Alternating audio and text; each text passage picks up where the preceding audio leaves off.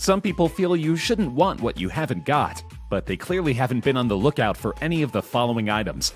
Historic objects that everybody wants to find, but nobody currently can. Faberge eggs are among the most gorgeous and uniquely decorated Easter eggs of all time. Sadly, many of them, designed for Russian royalty, are currently nowhere to be found. Crafted by the Faberge Jewelry Company between 1885 and 1916, the 50 eggs were meant exclusively for the Romanov family, who ruled Russia at the time. Their exquisite patterns and shining colors showed the company at the peak of their artistic powers. The first 10 were made for Tsar Alexander III, while the remaining 40 were crafted 2 at a time. One went to the mother of the new Tsar, Nicholas II, and the other went to his wife. By 1916, however, nobody of Russian royalty possessed any Faberge eggs. The Russian Revolution of 1916 saw Tsar Nicholas and most other Romanovs overthrown and executed. This meant that their possessions, including many of their prized Faberge eggs, fell into enemy hands. Over 100 years later, they've not been recovered.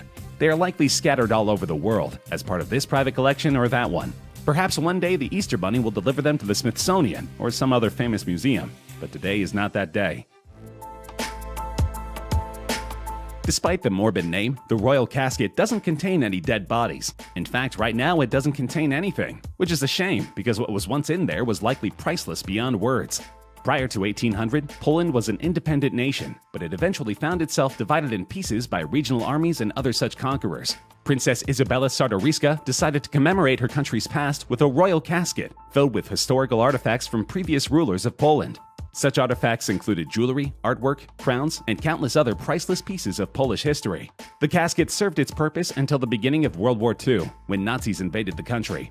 They seized the casket, and having no appreciation or respect for the history behind the artifacts, simply stole them to do what they wished. Unfortunately, we don't know what they did with the casket's contents, or if they even survived to this day. Maybe the Nazis destroyed them. Maybe the Allies did after winning the war. Either way, our chances of seeing the royal casket and the sheer history inside are currently nil. One of the most famous sets of hominid fossils of all time, the Homo erectus specimen Peking Man, actually didn't last that long in the public eye. Peking Man came to our modern world in 1923, after his bones were discovered by Chinese researchers in a cave near Beijing. At the time, Beijing was known as Peking, hence their newfound friend's name. Any discovery of a full to nearly full prehistoric specimen is cause for celebration, and the discovery of Peking Man was no different.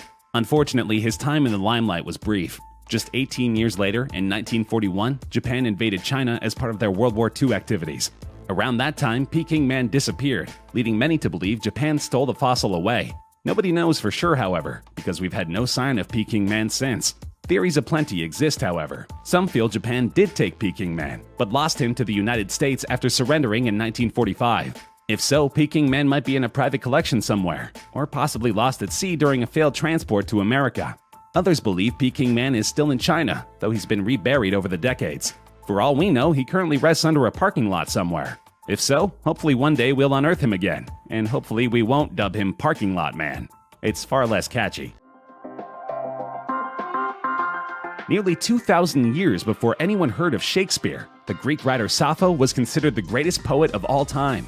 Unfortunately, we don't have much evidence to that, except other ancient Greeks' opinions of her. That's because, while historians believe she wrote up to 10,000 lines of poetry, precious few fragments remain to this day. It appears that not everyone shared the Greeks' love of Sappho. Many of her written poems wound up in Egypt, used as materials when making mummies. The rest are currently scattered to history. However, in recent years, Sappho enthusiasts found reason to rejoice, as papyrologist Dirk Obink announced the discovery of papyri featuring 2 new-to-us Sappho poems, purchased by an antiques collector on the streets of Egypt. In one poem, Sappho speaks of her brothers, and in the other, she rhapsodizes about unrequited love. Love and family are common topics for poets, but in Sappho's hands they gained extra special meaning. Hopefully, finding 2 Sapphic poems will soon mean finding 24 more, or even 200 more. Poetry-loving market dwellers, get to hunting. The Bible's Gospels, according to Mark, Luke, Matthew, and John, were written in the 2nd century AD, at least 100 years after the death of Jesus. Or were they? It's highly possible that the Gospels were originally written in the 1st century, shortly after Jesus. That, especially if the text translates differently to what we know the Bible to be today, would be absolutely game-changing. After countless centuries of scholars theorizing that at least some of the Gospels originated in the 1st century, in 2012, researchers seem to have found some proof.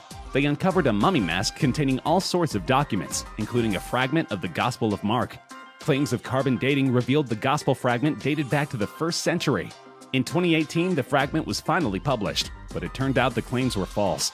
The fragment was actually from the 2nd century, and possibly the 3rd.